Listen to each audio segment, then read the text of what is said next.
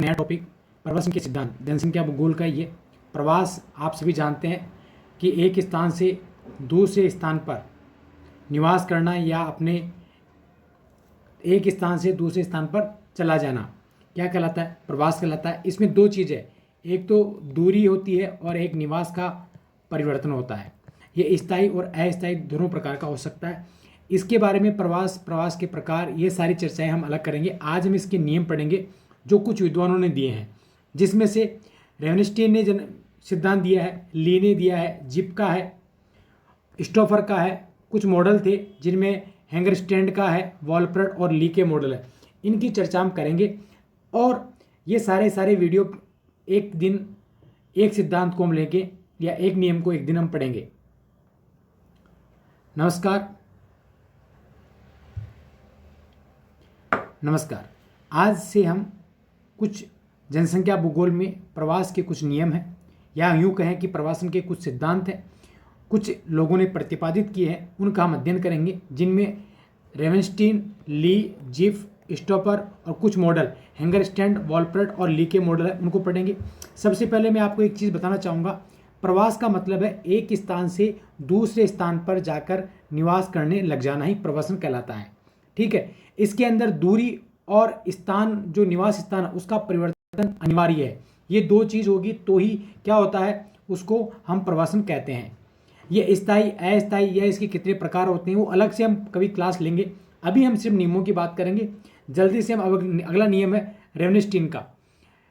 रेवनस्टीन के प्रवास या प्रवसन या प्रवजन के जो सिद्धांत है ये इसलिए इम्पोर्टेंट होगा कि प्रवास के जो नियम थे उन्होंने सबसे पहले जो नियम दिया था वो रेवनस्टीन ने दिया था। ठीक है, एक क्वेश्चन तो इसका यहीं से बन जाता है कि प्रवसन के सबसे पहले नियम प्रतिपादित सिद्धांत किस विद्वान ने दिया, तो ये याद रखना रेवनस्टीन ने दिया था। कब दिया? 1885 में।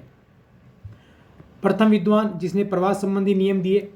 इन्होंने क्या किया कि सर्वाधिक जो महत्वपूर्ण कारक माना, ये याद रखना कि रेवनस्टीन ने सर्वाधिक महत्वपूर्ण कारण जो प्रवास का माना, वो किसको माना? आर्थिक कारणों को माना है। सबसे अधिक महत्वपूर्ण कौन सा है? आर्थिक कारण, ये आप याद रखना। इसके अलावा इन्होंने आयु और लिंग को भी अन्य दूसरे महत्वपूर्ण कारणों में से गिना है। अब आते हैं इनके सिद्धांत के कुछ महत्वपूर्ण तथ्य हैं। इन तथ्यों में से क्वेश्चन बनता है कि किस विद्वान ने ये कहा है या रेवनस्टीन ने क्या कहा है। तो ये आपकी 7-8 लाइन है, ये याद करनी और यही इसका सिद्धांत है और ये बहुत ही अप्लाइड है। अगर आप अपने गांव या अपने आसपास देखेंगे तो ऐसी घटनाएं होती है। देखो, कम दूरी पर स्त्रियां पुरुषों की तुलना में अधिक प्रवास करती है।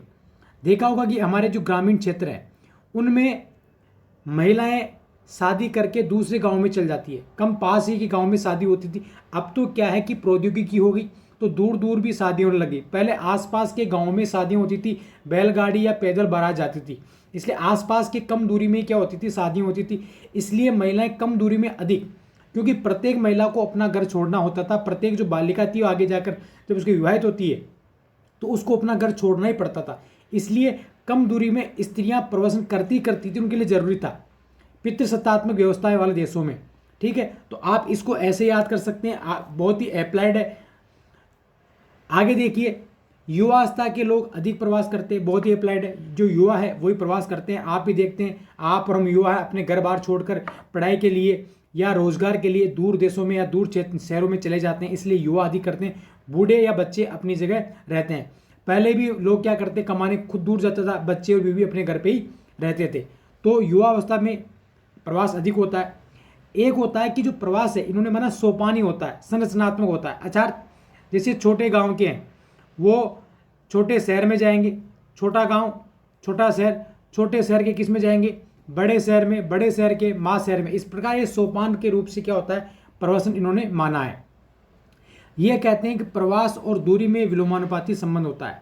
अच्छा, दूरी ज़्यादा होगी तो प्रवासन या प्रवास कम होगा, दूरी कम है तो प्रवास ज़्यादा होगा। अर्थात प्रवास और दूरी के मध्य रेवनस्टीन ने विलोमानुपाती संबंध माना, जो कि सही है। हम जैसे अपने गांव से है, बहुत सारे लोग पास के शहर में चले गए, फिर जाएंगे। जैसे मान लो कि गांव के जयपुर में आ गए और जयपुर से अगर दिल्ली है तो दिल्ली में गांव के 2-4 लोग हैं। अगर वही दूरी और बढ़ गई कलकत्ता में तो वहाँ पर बहुत कम है। अमेरिका बढ़ गई तो वहाँ और कम है। तो जैसे जैसे दूरी बढ़ती है प्रवास कम होता है, और दूरी कम है तो प्रवास ज़्यादा होगा। प्रवास की प्रत्येक मुख्य धारा के विपरीत एक प्रतिधारा जन्म लेती है। जो कुछ लोग जाते हैं उनमें से कुछ लोग वापस से लौट कर भी आते हैं, ये एक नियम होता है, और कोरोना में आपने देखा ही होगा। इसके अलावा है कि नगरवासियों में ग्रामवासियों की तुलना में प्रवासन की जो प्रवृत्ति कम पाई जाती है, क्योंकि ग्रामीण जो क्षेत्र है उन लोगों को शहरों में रोजगार के लिए आना पड़ता है, और शहरी क्षेत्र के निवासी को शहर में ही रोजगार मिल जाता है, इसलिए उनमें प्रवास की प्रवृत्ति कम पाई जाती है। गाँव में अकाल पड़ जाता है, सूखा हो जाता है, कई परिस्थितियाँ होती हैं जिनके कारण ग्रामीण या उच्च शिक्षा के लिए, रोजगार के लिए, अच्छे स्वास्थ्य के लिए, इनके लिए इनको प्रवास करना पड़ता है। तो इसलिए ग्रामीण क्षेत्रों में प्रवास की प्रवृत्ति अधिक पाई जाती है। जैसे जैसे औद्योगिक स्तर बढ़ा है प्रवास की मात्रा बढ़ी है। पहले हमारे गांव या आसपास के लोग अमेरिका वहाँ जाते नहीं थे, क्योंकि प्रौद्योगिकी नीति, यातायात के साधन नहीं थे, संचार के साधन नहीं थे। जैसे जैसे संचार और यातायात में विकास हुआ वैसे वैसे क्या हो गया, ये प्रवास लंबी दूरी तक होने लग गए हैं। हाँ, इसका एक अप्लाइड, इसका प्रयोग करके दिखाया किस मोदी ने दिया है, परियार मोदी ने इसका क्या है, इस सिद्धांत को व्यवहारिक रूप में प्रयोग किया 1969 में मलेशिया और अन्य देशों में किया, और ये सिद्धांत सटीक पाया गया, मतलब प्रासंगिक सिद्धांत पाया गया। यही इसका सिद्धांत है। इतना ही भाई रेवेंस्टीन का, ये याद कर लीजिए। बहुत छोटा सिद्धांत है लेकिन महत्वपूर्ण सिद्धांत है, क्वेश्चन बनते हैं। धन्यवाद।